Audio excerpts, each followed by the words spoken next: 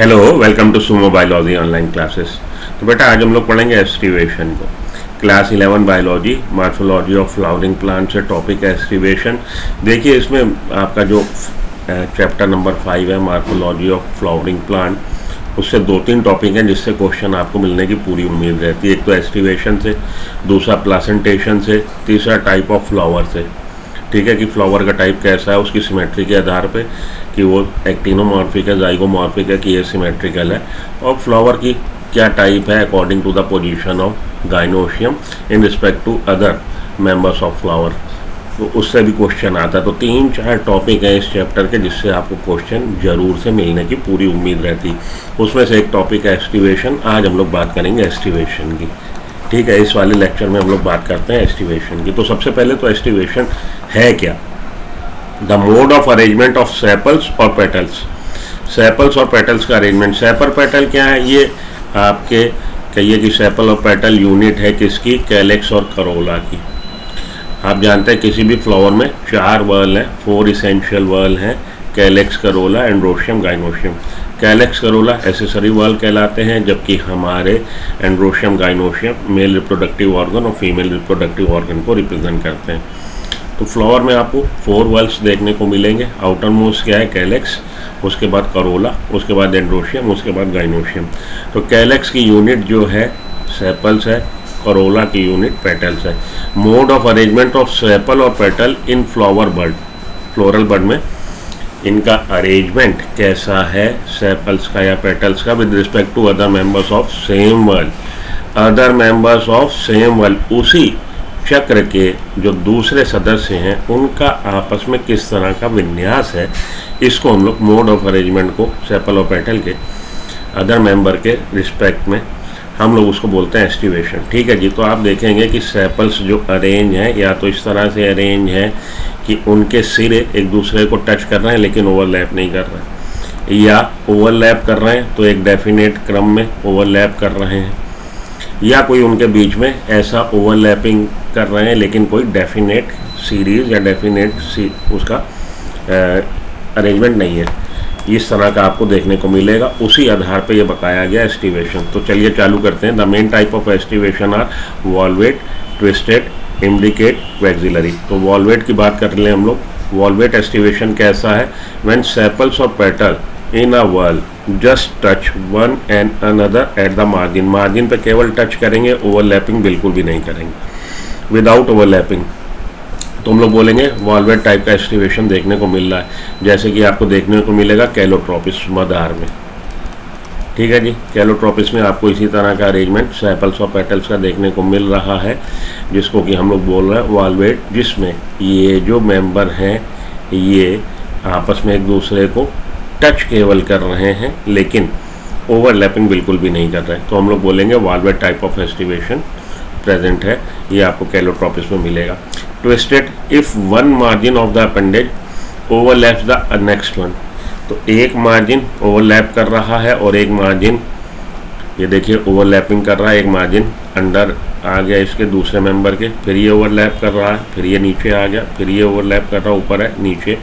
तो इस तरह से जो अरेंजमेंट आपको देखने को मिल रहा है, एक डेफिनेट अरेंजमेंट देखने को मिल रहा है, इस तरह के अरेंजमेंट को हम लोग बोलेंगे twisted. If one margin of the appendage overlaps that of the next one and so on as in China case, China rose, ladies finger and cotton. तो चाइना रोज में, लेडीज फिंगर में, cotton में आपको इस तरह का arrangement देखने को मिल रहा है सेपल और पेटल का, जिसको कि हम लोग ट्विस्टेड एस्टिवेशन बोलते हैं। ठीक है जी। तो 2 हम लोगों ने पढ़ लिए, वॉल्वेट और ट्विस्टेड। वॉल्वेट में जो एजेस हैं वो ओवरलैप नहीं कर रहे, केवल टच कर रहे हैं, और ट्विस्टेड में ये जो हमारे एजेस हैं सेपल्स या पेटल्स के वो ओवरलैप करेंगे और एक डेफिनेट क्रम में ओवरलैप करेंगे। ठीक है जी।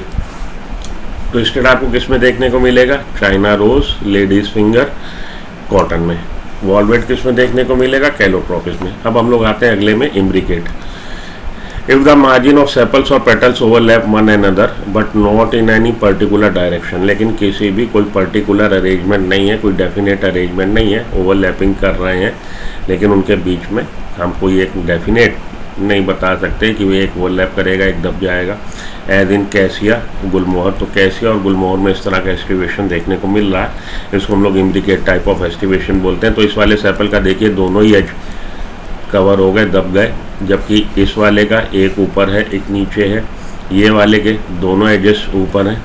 ठीक है, तो इस तरह का जो अरेंजमेंट है जिसमें आपको कोई डेफिनेट क्रम देखने को नहीं मिल रहा, उसमें हम लोग बोलेंगे imbricate type of aestivation is present. Vexillary पे आइए। In pea and bean flowers there are 5 petals, the largest overlap the 2 lateral one. ये लार्जेस्ट है, इसके लिए हम लोग टर्म यूज़ करते हैं स्टैंडर्ड। लेटरल वन के लिए टर्म हम लोग यूज़ करते हैं विंग्स, और जो छोटे हैं स्मॉलेस्ट हैं आगे के वो यूनाइटेड हो जाएंगे, उसको हम लोग बोलेंगे कील। तो ये क्वेश्चन भी पूछा जाता है। वैक्सिलरी एस्टिवेशन में जो सबसे बड़ा आपका सदस्य है सेपल या पेटल, उसको हम लोग बोल रहे हैं स्टैंडर्ड। ये क्या बोल रहे हैं हम लोग, इसको हम लोग बोल रहे हैं विंग्स, और इसको हम लोग बोल रहे हैं कील। लेटरल वाले को विंग्स, और अंटीरियर ये जो स्मॉलेस्ट है जो जुड़ गए हैं उनको हम लोग बोल रहे हैं कील। क्वेश्चन ये पूछा जा चुका। तो देयर आर 5 पेटल्स, पेटल्स में अरेंजमेंट देखने को मिलेगा। The largest overlaps the 2 lateral petals, largest जो है अगले 2 लेटरल को ओवरलैप कर रहा है। This type of aestivation which in turn overlap the 2 smallest anterior petal कील।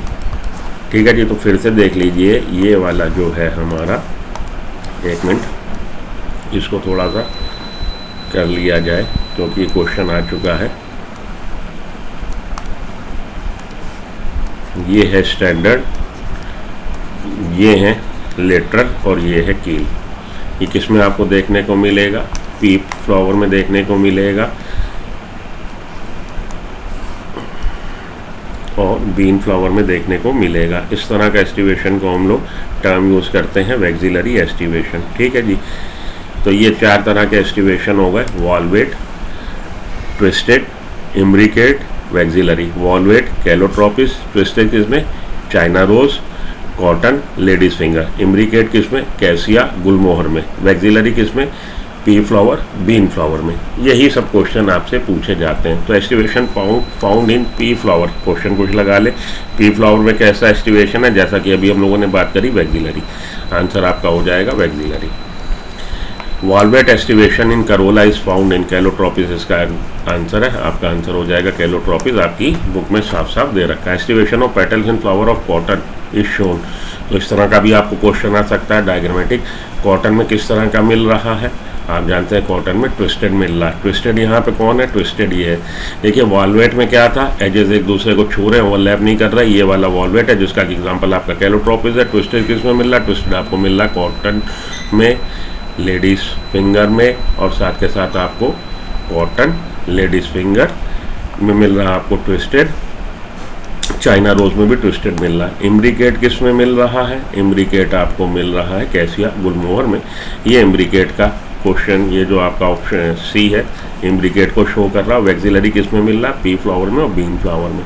तो इससे रिलेटेड क्वेश्चन अब आप लगा लीजिए। एस्टिवेशन वाला हम लोग का टॉपिक कंप्लीट हुआ।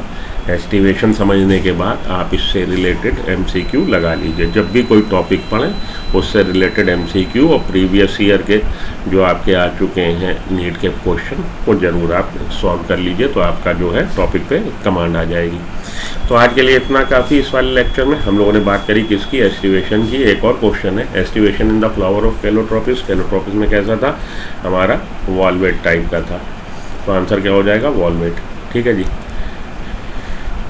Largest petal overlaps the lateral one, ये किस में मिल रहा था, ये आपको मिल रहा है किसमें जी, हमारा आंसर हो जाएगा पेप्लोनिएसियस में, क्योंकि इसी को वैक्सिलरी को हम लोग पेप्लोनिएसियस भी बोलते हैं। आंसर हो जाएगा ऑप्शन ए।